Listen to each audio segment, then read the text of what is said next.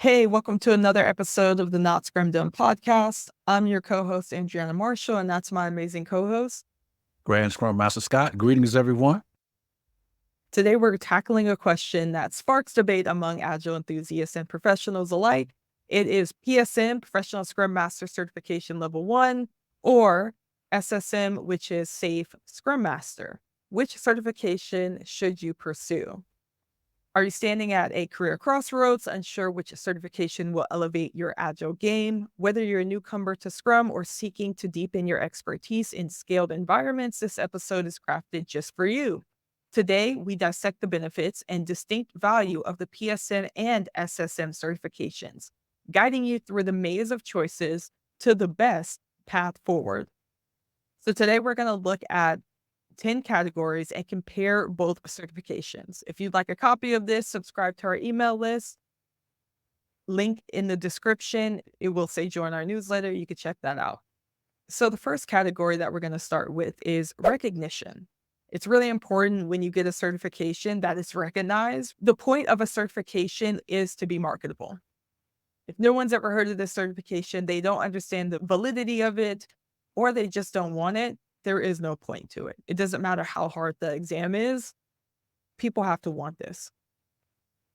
So for PSM, Scrum.org is widely recognized as PSM. It is global. It is especially valued in organizations using pure Scrum. Now, we are comparing PSM versus SAFe, which is a scaled Agile framework. But I do want to point out that Scrum.org does also have Nexus, which is scaled Agile, but it is using the basis as Scrum. So if you get to PSM, you can also get the Scaled Professional Scrum certification with Nexus through Scrum.org. That's an option as well. And Scott, what's the recognition for SAFe? That's a very good point. Yes, I'm going to be representing SSM today. The SAFe Scrum Master certification is globally recognized as well. It is valued in organizations specifically that use scaled agile framework. And the second category that we'll go over is the actual training requirement to get this certification. So let's take a look at the website for scrum.org.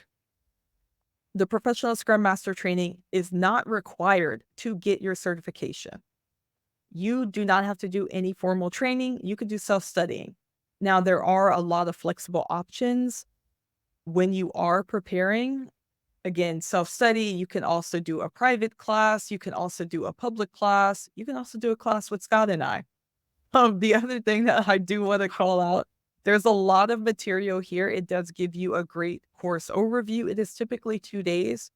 It could also be spread over multiple days if necessary, depends on the trainer. There are sometimes a client may ask for a 3-day training so that they have more breaks and more time to digest the information. There are also some classes that expand over a month. You do a class, you do some form of activity during that week, and then you come back, you talk about what you've done. You learn through real world examples, experience on the job, and you get feedback from a professional Scrum trainer. So that's another option as well. There are some course objectives here, particularly help Scrum teams deliver value to their organization. That is first.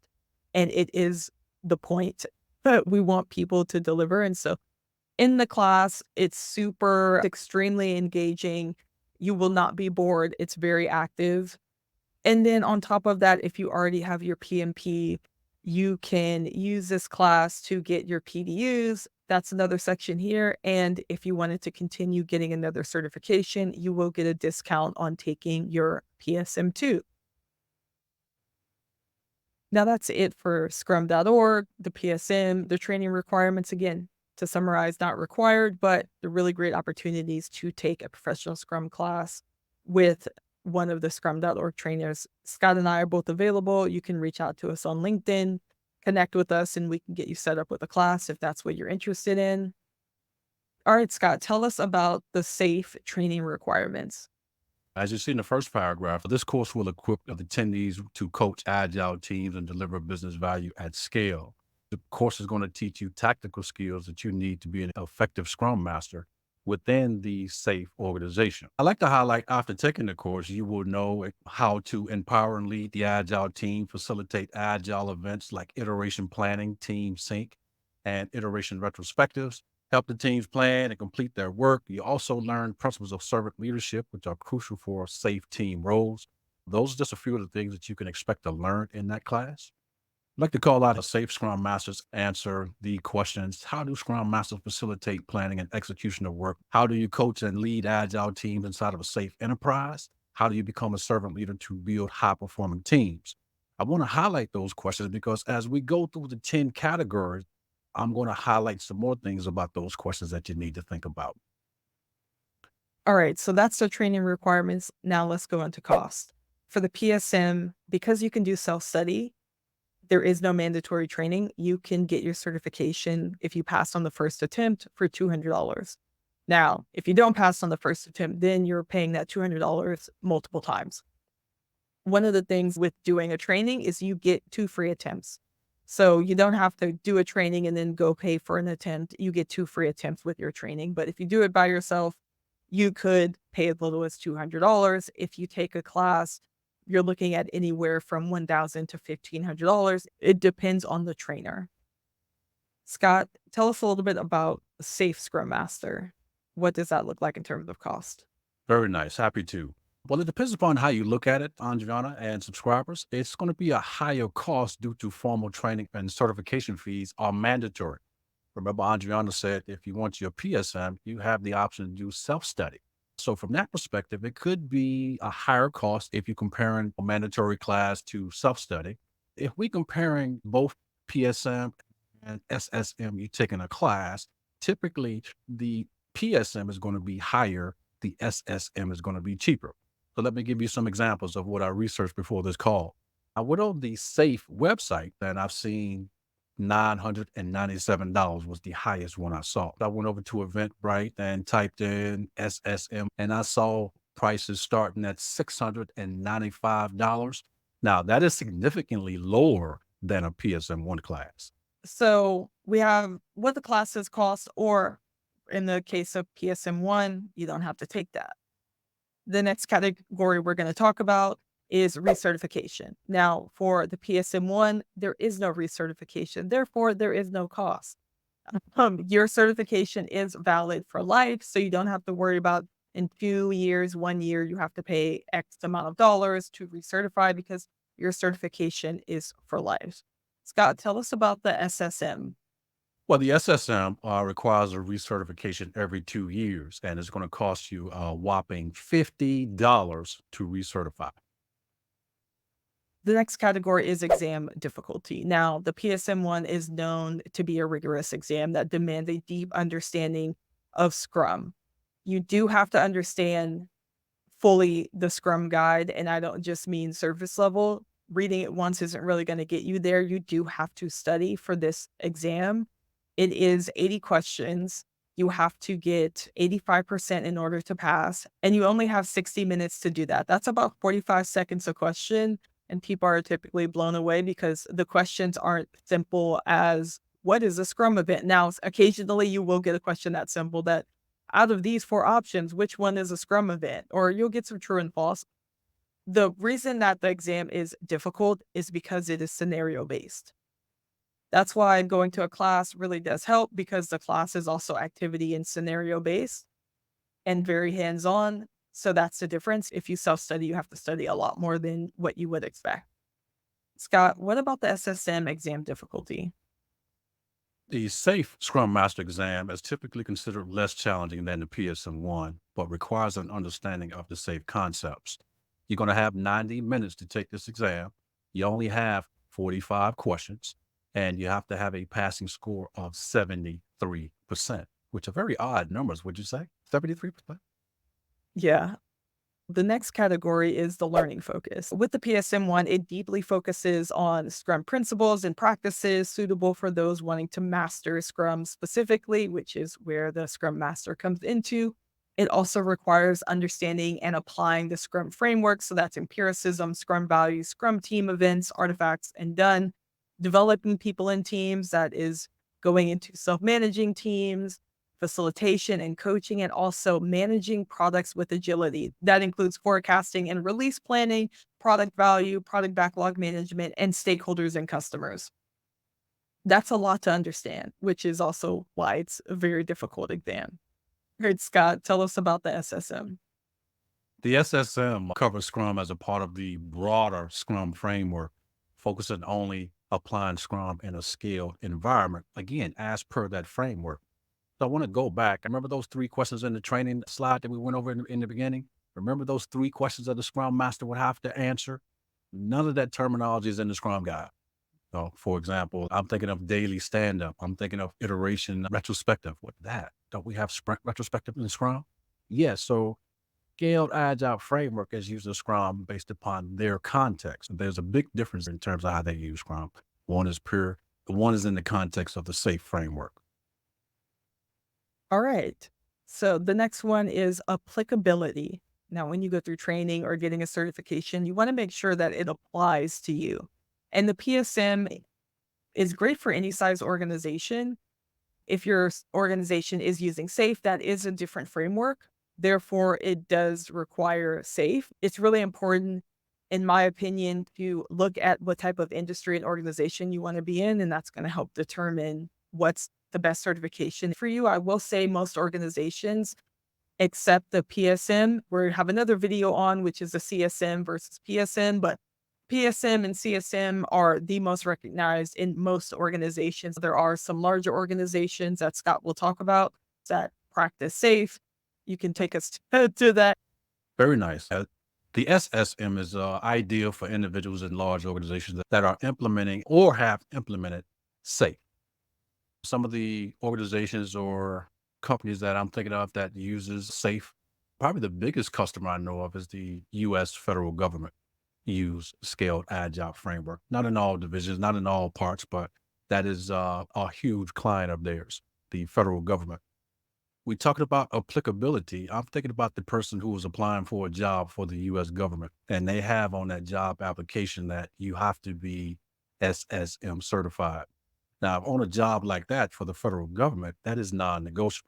You have to have what the requirements are for that particular organization. You in the private sector, in terms of applicability, I'm thinking about a public financial firm. You could visualize the one of your choice.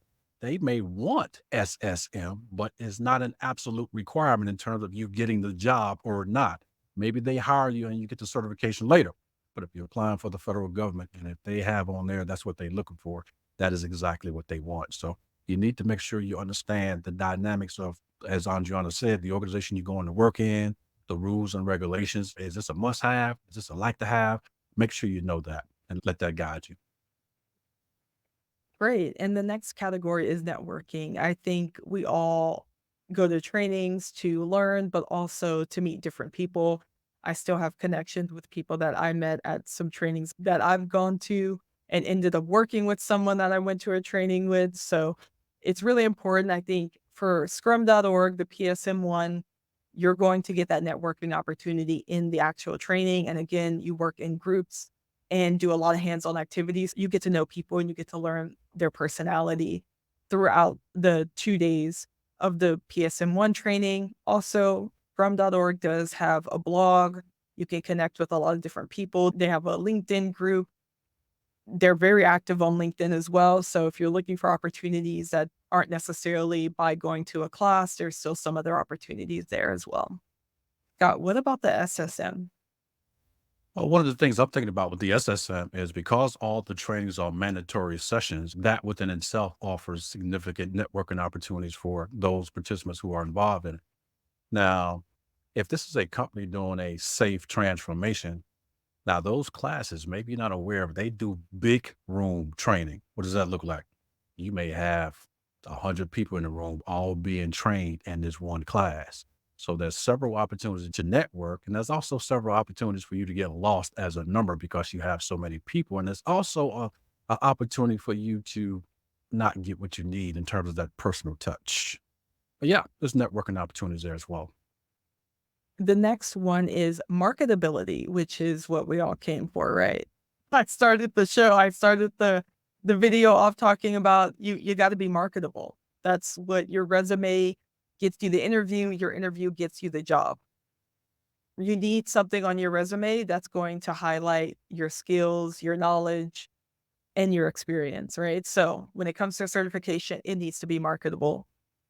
The PSM is extremely marketable in both traditional and startup environments that focus on Scrum and Agile practices. The PSM, you really cannot go wrong in terms of marketability here. Most jobs that are looking for a Scrum Master have PSM on there or the equivalent, which PSM counts as the equivalent. Scott, what about SSM?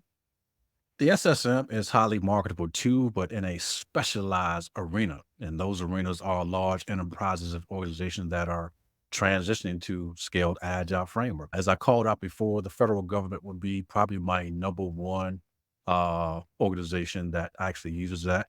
Again, if it's me, I'm asking myself, am I going to work for a federal government, which absolutely requires that? Will I get it for that? Maybe so. I need to get it to be relevant for that.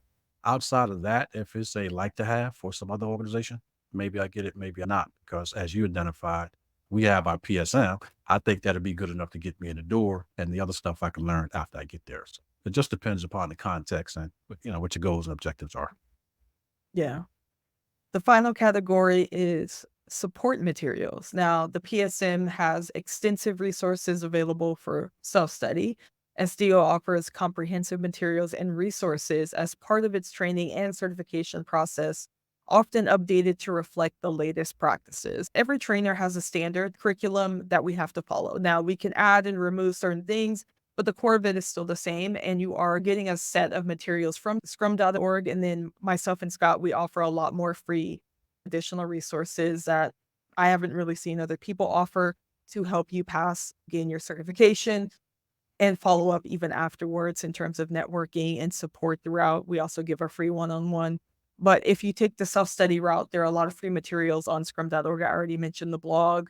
They have a lot of free resources to help you actually pass your certification. So you can always check that stuff out. Scott, what about SAFe? The SSM class offers comprehensive materials and resources as a part of its training and certifying process as well. It's often updated to reflect the latest practices. Perfect. Those are the 10 categories. Choosing between PSM and SSM should be guided by your career goals. So, we talked about the different types of organizations that you may plan to work with and how you prefer to learn and how you can certify your skills. PSM is excellent for gaining a deep, enduring understanding of Scrum itself. It's beneficial in any environment where Scrum is practiced. SSM is tailored for those working in environments where Agile practices are scaled according to the SAFe principles, making it invaluable for larger, more structured organizations like Scott mentioned, some financial companies and the US government. Thanks for tuning in. Don't forget, join our email list below. Don't forget to like, comment, and subscribe. A lot of your comments we turn into videos and give full trainings or connect with you guys. It's really awesome. So feel free to comment. And if you made it to the end of this video, that means you have an attention span greater than a goldfish. Be legendary, everyone, but not Scrum Dumb. See you in the next episode.